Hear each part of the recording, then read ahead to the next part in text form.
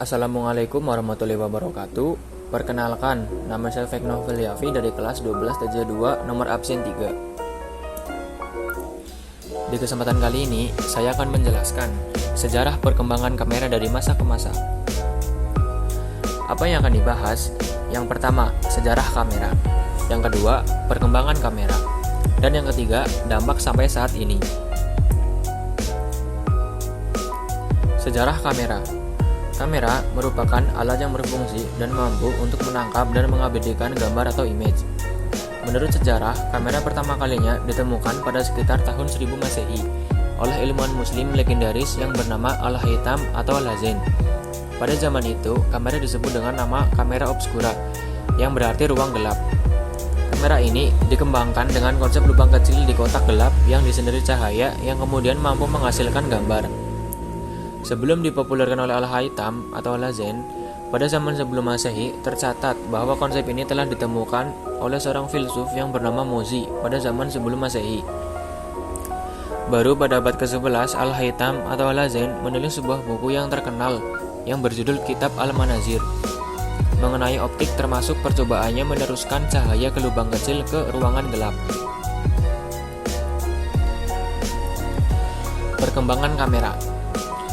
Yang pertama, kamera obscura. Kamera obscura adalah awal dari kecanggihan masa kini dalam dunia fotografi yang ditemukan oleh seorang muslim bernama Al-Haytham atau sering disebut Al-Hazen. Peradaban dunia telah banyak berubah melalui kamera. Karena kamera adalah penemuan penting yang mampu mengubah dunia. Lewat jepretan kamera, kita semua dapat mengabadikan momen-momen indah di dunia, hal-hal penting maupun tidak penting di dunia dan yang kita alami. Yang kedua, kamera daguerreotypes dan calotypes. Pada tahun 1837, Joseph Nicephore Niepce yang berkebangsaan Prancis menemukan konsep fotografi yang praktis, yang kemudian dinamakannya sebagai daguerreotypes. Daguerre dilapisi pelat tembaga dengan perak, kemudian ditambahkan dengan uap yodium untuk membuatnya sensitif terhadap cahaya. Setelah muncul daguerreotypes, Henry Fox Talbot menyempurnakan proses terbentuknya gambar dan berhasil menjual calotype pada sekitar tahun 1840-an. Yang ketiga, kamera dry plates atau kamera plat kering. Kamera plat kering mulai digunakan orang semenjak tahun 1857. Kamera buah karya dari Desir van Monkhoven. 14 tahun kemudian, kamera plat kering ini dimodifikasi oleh Richard Leeds Maddox yang berhasil menciptakan kamera plat basah yang memiliki kualitas dan kecepatan yang lebih baik dalam hal pengambilan gambar. Perjalanan kamera Collodion terus bergulir hingga pada tahun 1878 saat ditemukannya emulsi gelatin yang mampu meningkatkan sensitivitas kamera sehingga kamera bisa mengambil gambar secara lebih spontan. Yang keempat, kamera Kodak. Sebetulnya, pengembangan kamera film ini sudah dimulai satu abad sebelumnya, yaitu semenjak tahun 1895 oleh George Eastman yang memulai produksi film kamera, yang kemudian berkembang lagi menjadi seluloid pada tahun 1858 sampai 1859. Kamera film tersebut yang namakan dengan Kodak, yang kemudian mulai dikenalkan kepada masyarakat luas semenjak tahun 1888.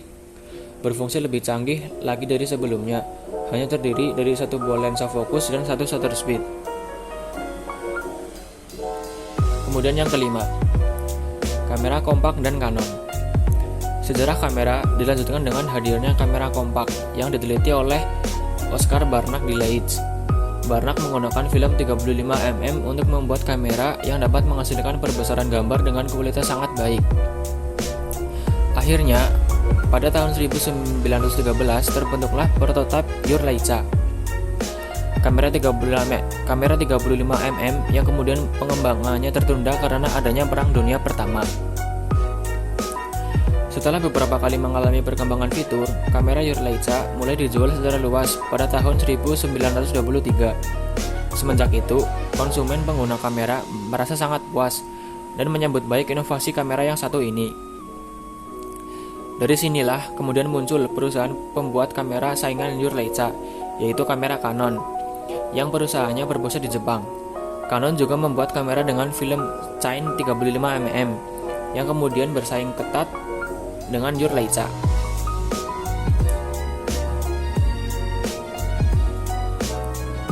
Yang keenam, kamera TLR dan kamera SLR. TLR merupakan kepanjangan dari Twin Lens Reflex, sementara SLR adalah akronim dari Single Lens Reflex.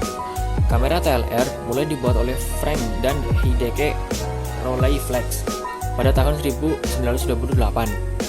Sementara kamera SLR sebagai perkembangan lebih lanjut mulai diproduksi semenjak tahun 1933. Yang pertama kali menggunakan 127 roll film. Secara khusus, kamera TLR dilengkapi dengan dua lensa objektif dengan panjang fokal yang sama.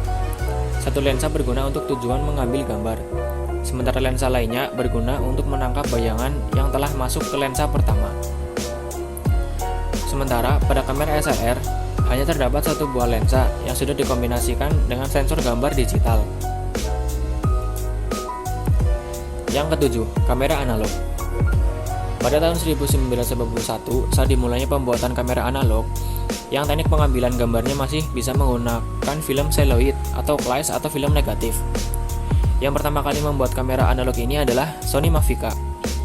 Ini adalah kamera analog pertama yang mencatat sinyal piksel terus-menerus sebagai mesin rekaman video.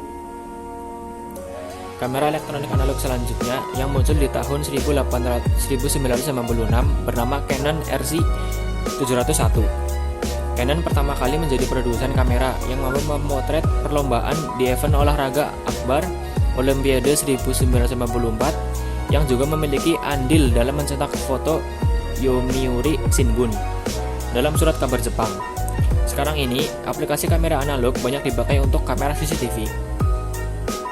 Kemudian yang kedelapan, kamera digital. Kamera digital pertama kali dikembangkan oleh Fuji pada tahun 1958 yang menggunakan kartu memori 16 MB untuk menyimpan data foto yang diambil. Selanjutnya, kamera digital mulai dikenalkan pada masyarakat luas semenjak tahun 1999 oleh Fuji. Kamera digital tidak menggunakan roll film, tapi mampu menangkap dan menyimpan foto atau video pada kartu memori digital atau penyimpanan eksternal dengan sangat baik dengan resolusi yang sangat tajam. Kamera digital kini termasuk kamera yang Anda pakai pada ponsel sekarang ini. Adalah kamera yang telah melalui perjalanan panjang dan melelahkan. Kamera digital sekarang punya kemampuan yang semakin kompleks dan canggih. Semenjak tahun 2010 hingga sekarang, kamera digital terus berevolusi, bahkan berlomba-lomba terus memberikan teknologi yang semakin hari semakin canggih dan mutakhir, yang sangat memudahkan kita dalam mengabadikan setiap momen berharga dan indah dalam hidup kita lewat foto dan video yang tajam dan jernih. Dampak sampai saat ini. Sejarah fotografi di Indonesia tidak lepas dari momen perjalanan bangsa dan keterkaitannya dalam perubahan politik sosial yang terjadi di Indonesia. Fotografi mulai masuk di Indonesia pada era 1840. Kasihan Cepas lahir di Yogyakarta 15 Januari 1845. Oleh banyak pihak diakui sebagai fotografer pertama Indonesia. Fotografer lainnya yang ada di Indonesia sebagian adalah keturunan Belanda. Kasihan Cepas yang tinggal dan punya studio di Yogyakarta juga merupakan pemotret resmi Keraton Yogyakarta. Sejarah fotografi di Indonesia dimulai pada tahun 1857 pada saat dua orang juru foto Woodbury dan Page membuka sebuah studio foto di Harmony, Batavia. Masuknya fotografi ke Indonesia tepat 18 tahun setelah Daguerre mengumumkan hasil penelitiannya yang kemudian disebut-sebut sebagai awal perkembangan fotografi komersil. Masuknya fotografi di Indonesia adalah tahun awal dari lahirnya teknologi fotografi. Maka kamera yang ada pun masih berat dan menggunakan teknologi yang sederhana. Teknologi kamera pada masa itu hanya mampu merekam gambar yang statis. Karena itu, kebanyakan foto hasil karya Woodbury dan Page terlihat sepi karena belum memungkinkan untuk merekam gambar yang bergerak. Selain Cepas, fotografer Indonesia lainnya adalah Mendur bersaudara. Masuknya Jepang pada tahun 1942 telah memberikan kesempatan bagi bangsa Indonesia untuk menyerap teknologi ini. Frans Mendur bersama kakaknya, Alex Mendur, juga menjadi ikon bagi dunia fotografer nasional. Mereka kerap merekam peristiwa-peristiwa penting bagi negeri ini. Salah satunya mengabadikan detik-detik pembacaan proklamasi kemerdekaan Republik Indonesia. inilah momentum di mana fotografi benar-benar sampai ke Indonesia. Ketika kamera berpindah tangan dan orang Indonesia mulai bisa mempresentasikan dirinya sendiri. Berikut adalah foto yang diabadikan oleh Munir Bersaudara, yaitu pembacaan teks proklamasi kemerdekaan Republik Indonesia. Dalam 10 tahun terakhir ini, perkembangan fitur kamera mengalami peningkatan yang sangat pesat. Di awal perkembangannya, peningkatan resolusi menjadi salah satu fokus utama pengembangan fitur kamera. Sedangkan beberapa tahun terakhir ini, pengembangan kamera teknologi semakin berfokus pada kualitas hasil foto di tempat minim cahaya serta teknologi koneksi ke perangkat pintar. Tren video sekarang ini pun memberi pengaruh pada fitur kamera yang ada. Sekarang ini, kamera digital saat ini juga telah dilengkapi fitur perekaman video berkualitas tinggi. Sehingga selain dalam bentuk foto, pengguna juga sering merekam momen liburan dalam bentuk video. Dengan maraknya tren berbagai foto di media sosial, fitur koneksi WiFi juga menjadi fitur favorit bagi para pengguna untuk langsung mengirim hasil foto maupun video dari kamera ke ponsel untuk diunggah ke media sosial. Tak hanya itu, setelah fitur low light dari 4K yang booming belakangan ini, kedepannya fitur kecerdasan kamera dan kemudahan pemakaian serta teknologi koneksi akan terus berkembang ke depannya. Sekian, terima kasih penjelasan dari saya. Bila ada kesalahan mohon dimaafkan. Wassalamualaikum warahmatullahi wabarakatuh.